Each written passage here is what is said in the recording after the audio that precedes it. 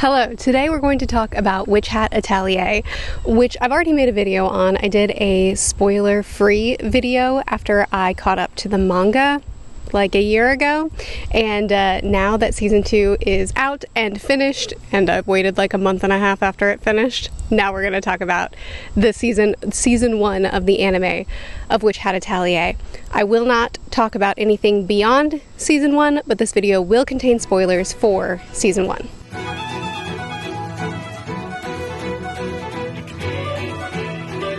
Witch Hat Atelier is a story about a girl who is mystified by the world of magic, but it's barred from her. And then she gets to step into it. She gets to enter the world of magic. She gets to learn how to use it herself. She develops family and friendship and explores the world and the creatures that all this time have been outside of anything that she ever thought that she could be a part of. But as this world becomes hers, she realizes that there's a lot of secrets here. Who is granted access to magic and who's barred from it isn't a matter of what you were born into. It's not a matter of those that are capable of holding magic, those that are capable of wielding it, but instead it could be accessible to anyone, but it's barred from most. But also, as she learns more about magic, she realizes that it's even more beautiful than she originally thought. It's not just that magic and what it can create, it's beautiful, it's that the creative process itself is beautiful too. It takes creativity and ingenuity, it takes intelligence and imagination, and it takes a lot of personal self. In order to solve problems, there's a lot of personal identity that goes into it.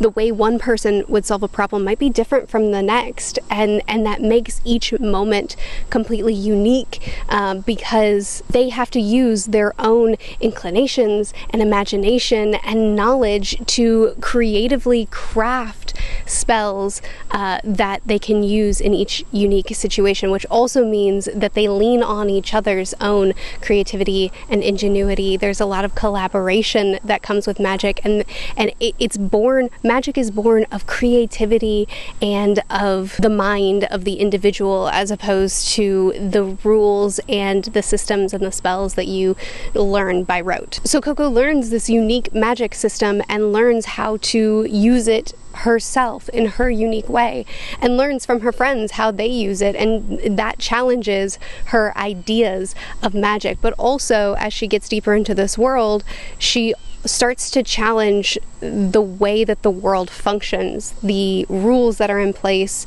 the way that they're being executed, and the people that are kept out and why. The question here isn't, are rules inherently wrong? In fact, I think the series distinctly addresses that, and the answer is no.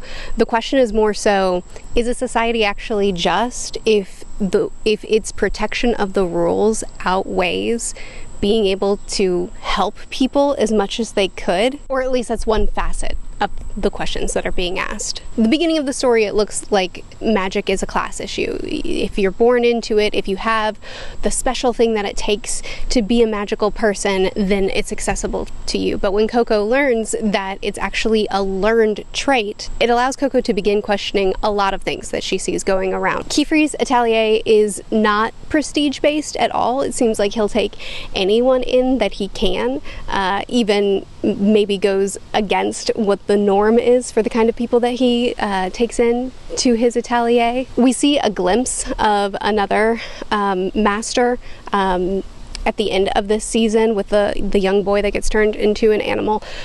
His master is so harsh and doesn't allow for any mistakes, doesn't allow for any missteps, or if he doesn't pass his test, then he's considered a failure. He would like to trade him for someone that's better.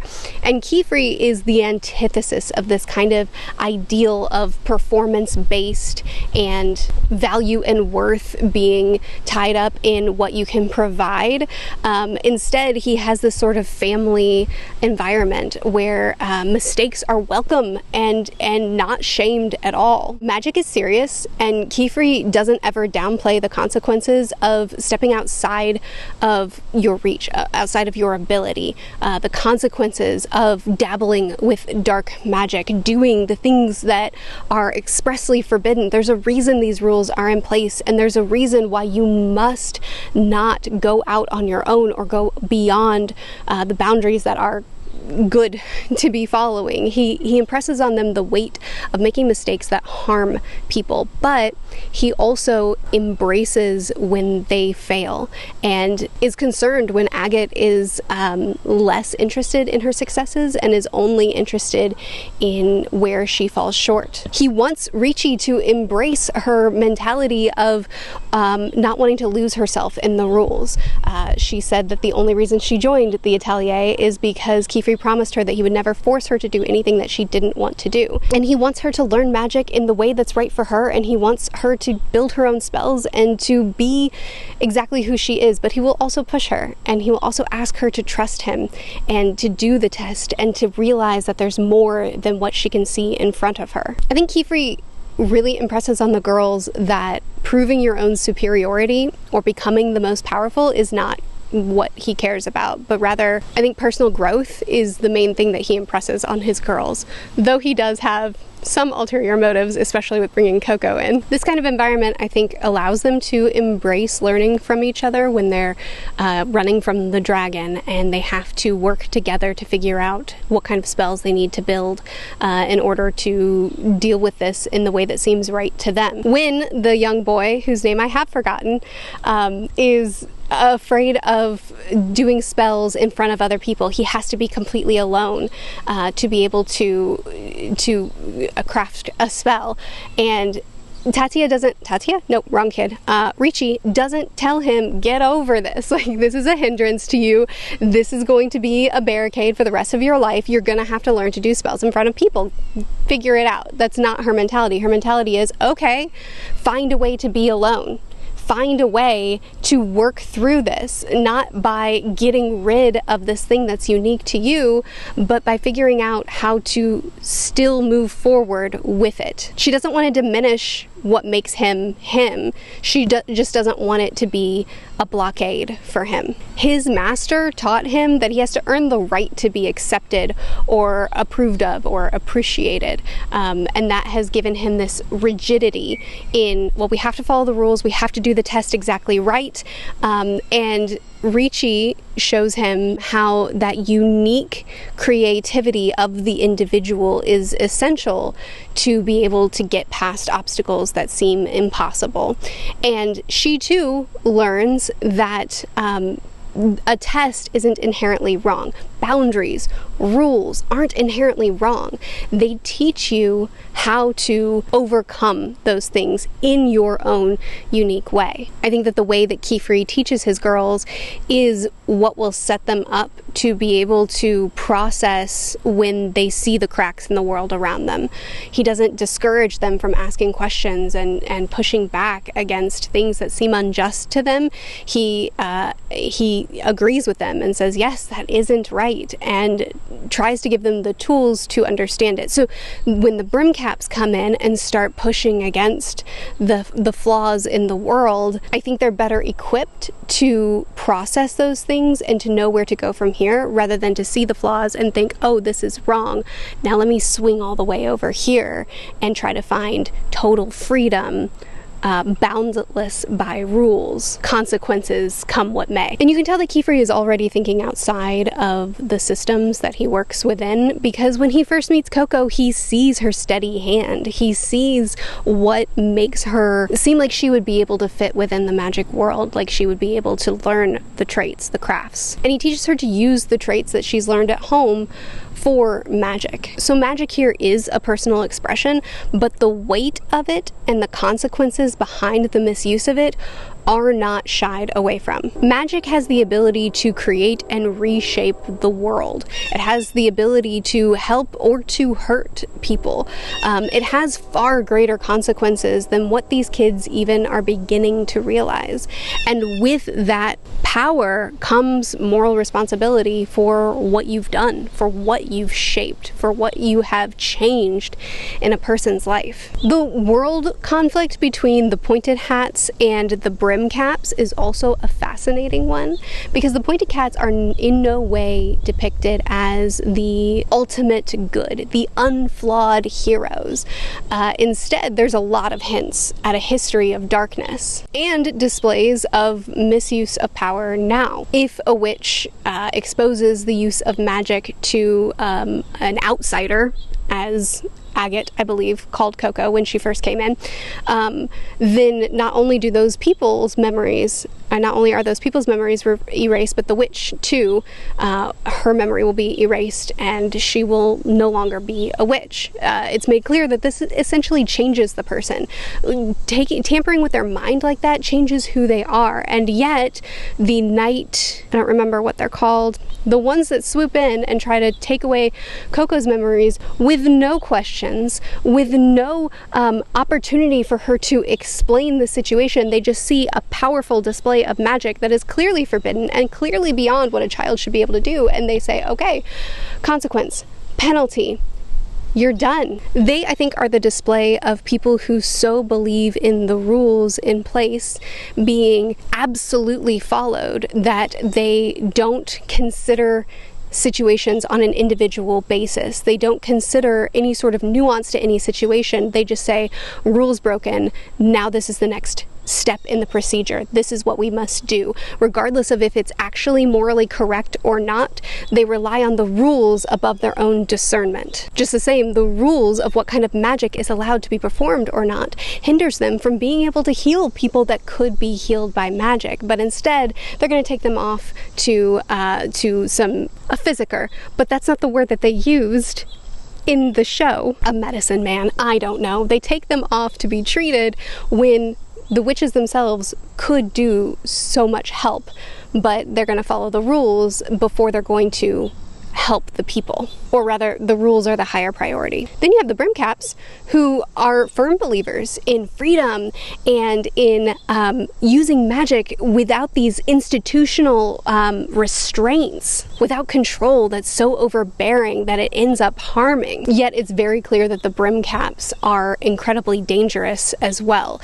They represent this chaotic sense of freedom and power with no boundaries, with no guardrails, and that's primarily driven by what you can get from it. When the brim caps were tempting Agate to turn to their side, they said, when they were trying to force inscribing a rune on Agate's arm, and then when they did turn the boy into a beast, when they were trying to tempt Agate to come to their side, they were saying, oh, you can grow up as fast as you want.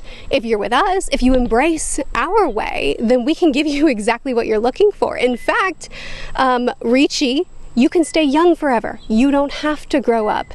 And you can stay invisible. No one will see you. They try to tempt each one with the thing that appeals to them the most, with the thing that they most desire. You can have ultimate power. It's very Palpatine. You can have whatever you desire, ultimate power, but it'll take a little sacrifice. But also these two extremes seem to keep each other alive, in a sense. The rigid control of knowledge and rules seems to be a corrective measure against the chaotic sort of... My camera overheated and I had to bring it inside to let it cool off. Let's see if we can get through to the end of this video. So these two systems kind of reinforce each other in a sense. The overcorrection, or rather the control, the over-control that the pointed hats have causes an overcorrection of a desire for freedom and for full expression and for being able to work outside of a system, overly controlling to the detriment of itself. But then this this freedom to the point of chaos, to the point of potential for far greater destruction, reinforces the desire and need for greater rules and secrecy and withholding of knowledge from anyone and everyone that may want it. These two extreme measures can easily tip things in either direction in anyone's mind, but I believe that Kefrey offers a balance to the girls, though I think that there will certainly be friction. Coco is very tempted by using forbidden spells, like wanting to draw on herself, and then remembering, no, that's forbidden. Agate, of course, was very tempted at the end of the series. Even Kefrey himself is going outside of the bounds of what's acceptable in his pursuit of something. We don't know what. Something is drawing him, is driving him in his quest to get back what was taken from him. That's the way that he worded it. And he's willing to go to extreme measures, not just stepping around the rules or questioning the necessity of some of these rules, but sometimes even reaching out and erasing the memory of a friend of his so that he can continue in this pursuit. Sometimes actually harming someone that he cares about, or anyone in this pursuit that he has. So there is, Kefrey offers a balance and an understanding of the world that's more balanced, but he also shows that he can be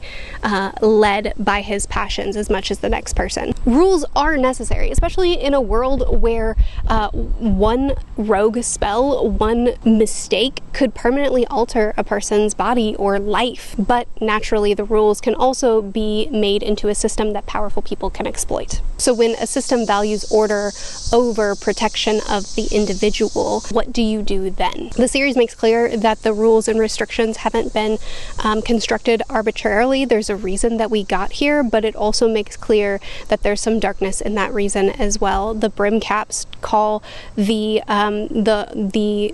pointed caps of old sinners, and now they're considered weaklings that are afraid of their own magic by the brim caps.